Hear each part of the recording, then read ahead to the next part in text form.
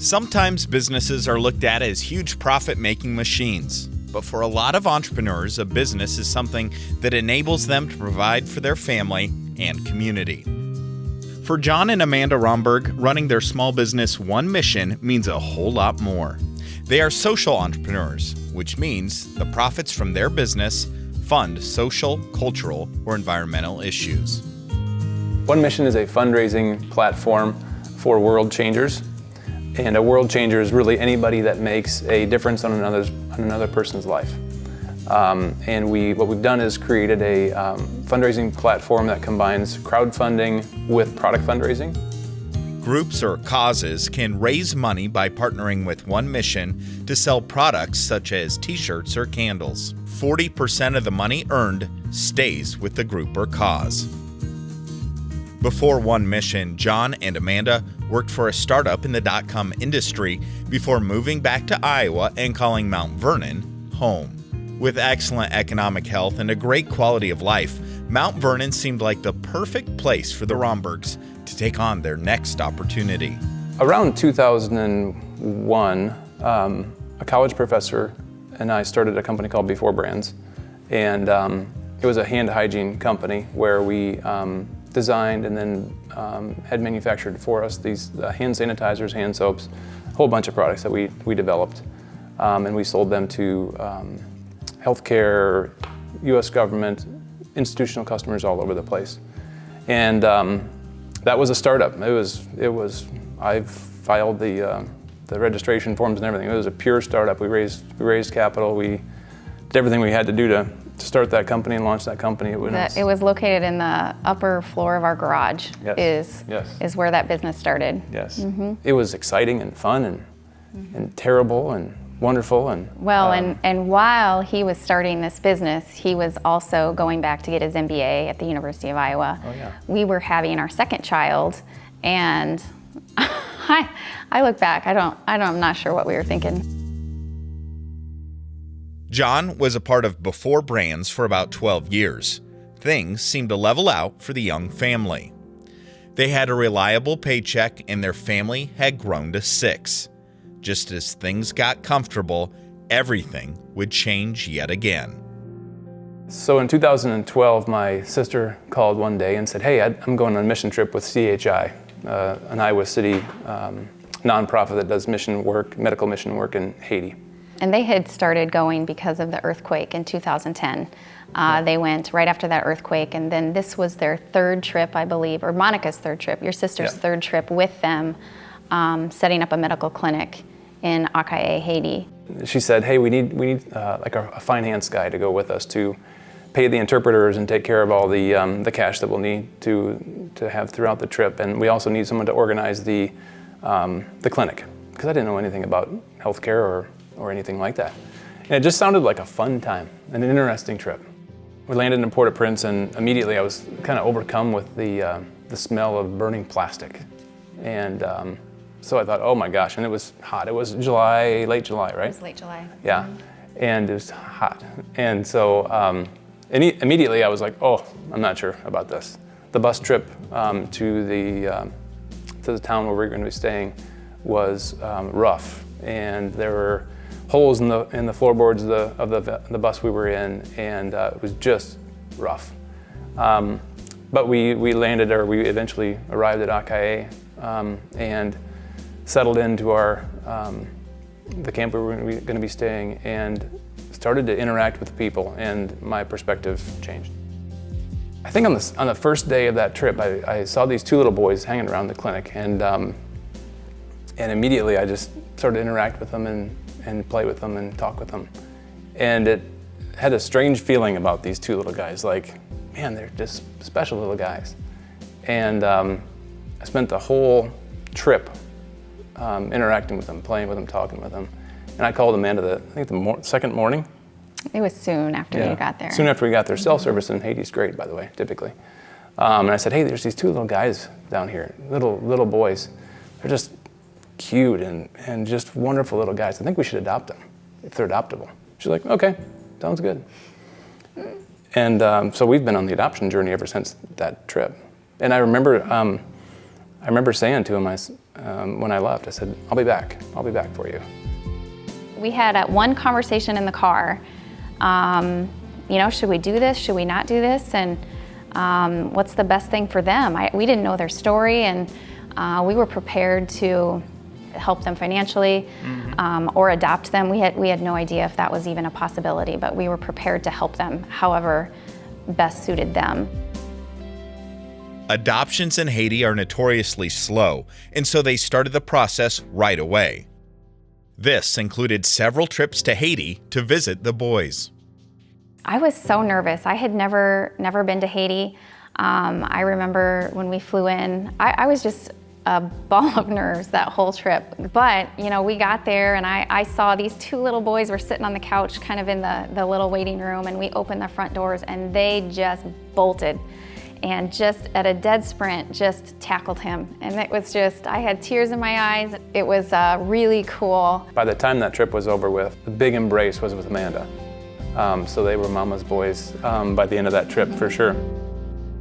During the many visits to Haiti, John and Amanda began to notice a common theme among mission groups traveling there. During those few trips that we had together early on in the adoption process, we just had several opportunities, many opportunities in fact, to talk to other adoptive parents and missionaries that were traveling to and through. We would talk to them in the airport, both in Florida and in Port-au-Prince, and waiting on our luggage. And there are a lot of NGO type people that were doing projects in Haiti, and we would always inquire, what are you doing? What's the project, and where are you headed, and all those kinds of things. And many of those conversations led to I'm going to come back. I need to come back. I just need to raise the money I need to raise to get back, or to build the school, or to help with this water project, or whatever it might be. And so fundraising kept coming up in these conversations. And honestly, I was getting to a point in my time with my prior company where I was kind of looking for what the next opportunity might be. That next opportunity for John and Amanda was the creation of One Mission.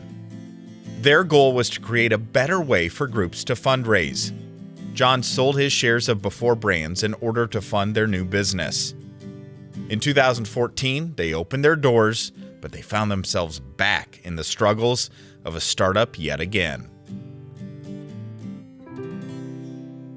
After 12 years of starting and growing that company with the team that we had, which was a great, strong team, we had gotten to a point where I could count on my paycheck. For I think a good solid 3 years at least, we had steady income and stability, financial stability. And we actually had some really great years. And what it meant was we were back at startup land where nothing is stable. There is no paycheck. But with Before Brands, though, we didn't have the startup money at that point. Right. So you were getting investors at that point. Yeah. So the difference with One Mission is, we fully invested in it ourselves. Yeah. So that was better, I thought. It was certainly different. Different. We're using our own money rather than angel and family and friends kind of money, which that's just different. When you self-fund the company, it's not like it's more or less motivation. It's just different. It's like, hey, we're all in. Here we go. But what you also don't have there is the talent, resources, connections of your investment group, and the investors that we had at Before Brands and all the companies that I'd worked with previously. Those outside investors bring talent, and they bring connections and that kind of stuff, which we didn't have. In some ways, starting their second company was easier, but they still face some of the same challenges. Yeah, I think what I learned is it just doesn't automatically happen. You may think that you know everything that you have to do to get the business where you want it to go. You may think that you've got all of the technology figured out. You may think that your plan is just tight as can be. And as soon as you start or very soon after you start, you figure out you didn't really know anything about what you're endeavoring to do. And but you just have to be able to adapt and to learn and to adjust and that kind of thing. And boy, we've been doing that for forever. And at Before Brands, it's the same situation. We changed, we adapted, we learned, and over time we figured things out. And we became a really strong company. And same with One Mission. We thought we knew quite a bit about what we were doing, and we quickly figured out that we didn't. But you have to be able to learn quickly and adapt quickly and move on. John and Amanda have hit their stride with One Mission. They can once again depend on a regular income. Like many entrepreneurs, this couple has been involved in other small businesses and startups. But One Mission is different. It's a social enterprise, not only filling a need in the marketplace, but also helping others do good in the world. I just love this business model. I love that the supporter is happy to provide that cash donation to the cause, is happy to buy that t-shirt to wear that message, is happy to have that, buy a gift for a friend in support of a cause. And I'm really happy that that cause has access to products that they don't have to hold their nose and promote. And say, I'm doing a fundraiser again. They can actually have some excitement and be happy to really fundraise for their cause with our platform. Often, social entrepreneurs blur the lines between a regular for-profit company and a nonprofit. On one hand, they act like a nonprofit, giving away a large portion of their profit to a cause. On the other hand, they keep a portion of the money earned to make their business sustainable and to ensure their mission will continue. People ask us, are you a nonprofit or are you a for-profit company? And we always say, well, we're not just for profit. We're not just for-profit company. So, and that's what we try to be.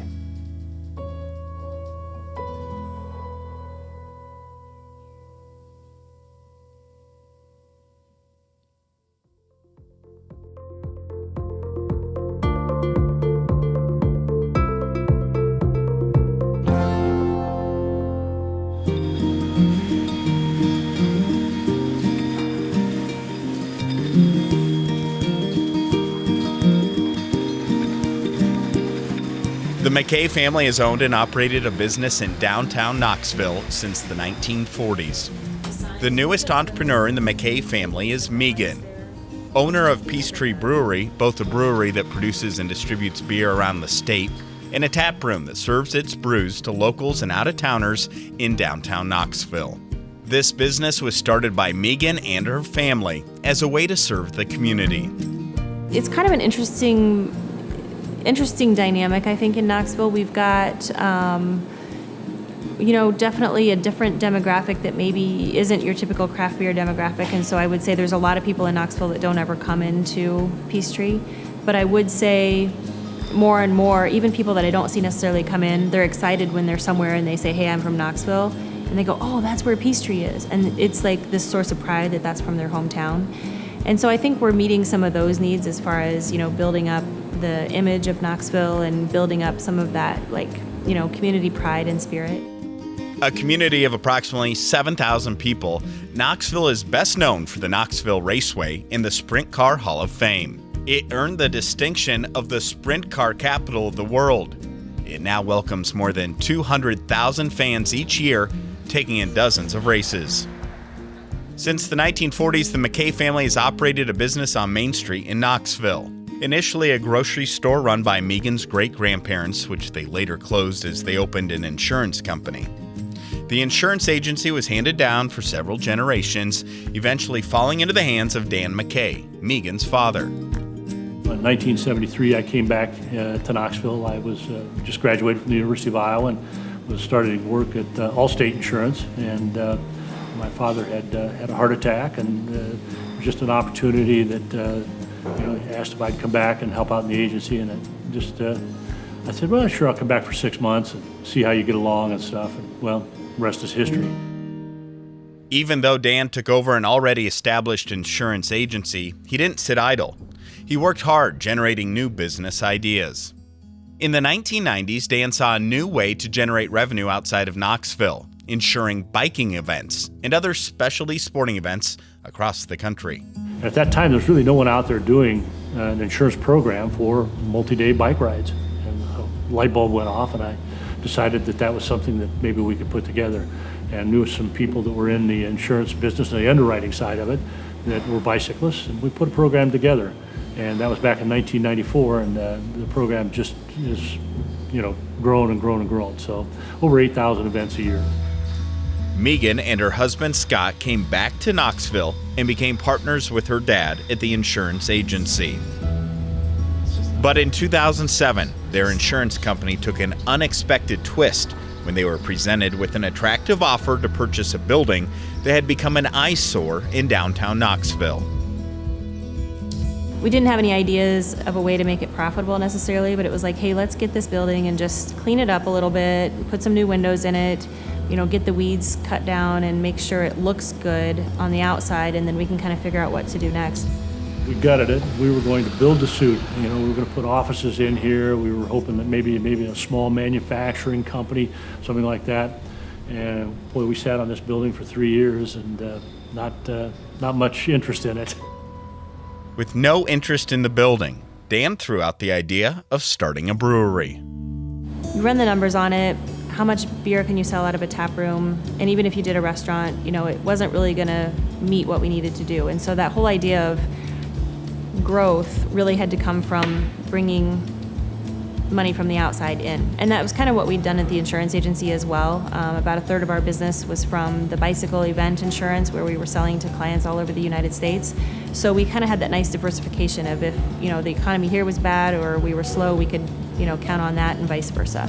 So it wasn't a new idea for us as a business group. And really just when you looked at the numbers of running just a brew pub, it really wasn't going to be economically feasible to just do a restaurant brew pub in a community this size. While all three continued to work full-time jobs across the street at the insurance agency, they started planning a brewery and tap room. The first major decision was hiring a brewmaster to take their vision and run with it. The big problem was we didn't have any technical brewing experience, and so it was like, okay, well, we can judge their character, we can judge, a whole lot of other things. Are they a hard worker? Are they, going to fit culturally with us? Do they have that long-term goal that we have, et cetera, et cetera. I actually worked with Dave Coy from Raccoon River and had him come down. He was the president of the Brewers Guild, the very small fledgling Brewers Guild at the time.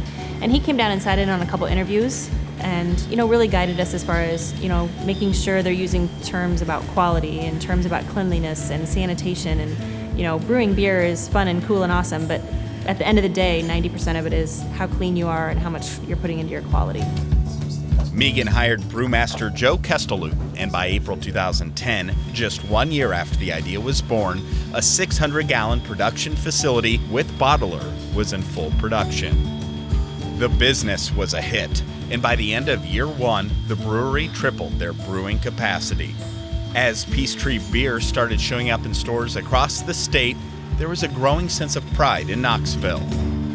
A lot of times when people think about Knoxville, they don't always think real positively. We haven't had the best news media and public image sometimes, and so it's fun to think about, okay, how can we get people to come to Knoxville for something different, and also when they're out in the world, they see a bottle and it says Knoxville, Iowa, and then they have a really good positive association. So, I think that's really motivating to me. And I think just that whole idea of, I get to work with awesome people every day, and we get to make great products, and we have a ton of fun, and it just engenders this whole really wonderful lifestyle. It allows you to work really, really hard, and it allows for a lot of challenges, but it's also a lot of just rewards as well. After 4 years of operation, the three owners, still working at the insurance agency, were faced with a major decision. Dan announced his retirement from the insurance agency and brewery. It was time for Megan and Scott, now divorced, to make a decision on their futures. I just really looked at it. What were the things that I like to do, and how did I like to spend my day, and where was my passion and my energy, and where did I feel like I could have some purpose in my life? That was really important to me, was not just to have a job or not just to make money, but also, have kind of that fulfillment in general as a person. You know, the reason we got into it for me was to reinvest in our community, to build that community, to build something that we could be proud of here. It just kind of made sense that this was the place that fit for me. I like taking products that are a bunch of different separate things and having an end product. I like the HR side of it. I like the sales side of it. I like the marketing. And I like the variety. And so it just really was going to be a good fit all the way around. Megan and Scott agreed that she would take ownership of the brewery and he would take the insurance agency. It was a difficult decision for Megan. So I was fourth generation of a business that had been around, nearly 70 years, and basically I sold it. And it wasn't necessarily my passion either. And so at the end of the day, it was like, okay, I think back to my great-grandmother, and would she be disappointed? I don't think she would. They were people who'd struck out and done something different. I think at the end of the day, I'm still kind of carrying on that family legacy. Just right down the street, 2 blocks, was my great-grandparents' grocery store. It could have been that I was a fourth-generation grocery store person, but instead they sold that, and they went into the insurance business, and it made sense for them. And now I've just transitioned back to the other side of Main Street again, and am back in a retail-type environment. I wanted her to be happy. I wanted her to do what she wanted. If you're not happy, if you can't smile and enjoy every day and look forward to coming to work every day, then it's probably not what you really want to do. And I think that she enjoyed working in the insurance agency, she enjoyed working with people, but it was a different type of work than what was involved here in the brewery. And I think it was her opportunity to take a business, kind of like I did, and take a business that was, founded already and doing okay, but to move it to that next level. And I think she's clearly done that. Megan is starting a new chapter of the McKay story in Knoxville, following in her family's entrepreneurial footsteps and trying to make a difference for the community. And she's having a lot of fun doing it. Joe came to us with this saying. He walks around all the time and says, "I do what I want." And he says it in kind of a funny way, and it sounds very arrogant, but we do what we want. If something sounds fun, we do it. If something sounds like not fun, we don't do it. Obviously, there's business considerations to that, but you are the master of your domain, if you will, and you get to kind of choose what you want to pursue. And if somebody comes to you with a crazy idea and it sounds like fun, you can pursue it, and you meet a lot of great people, and you have a lot of fun along the way, and hopefully make a little money. So I think that's probably the best part of it, is just being able to kind of follow your folly and passions and make those come alive, both for you and for the people that are along for the ride with you.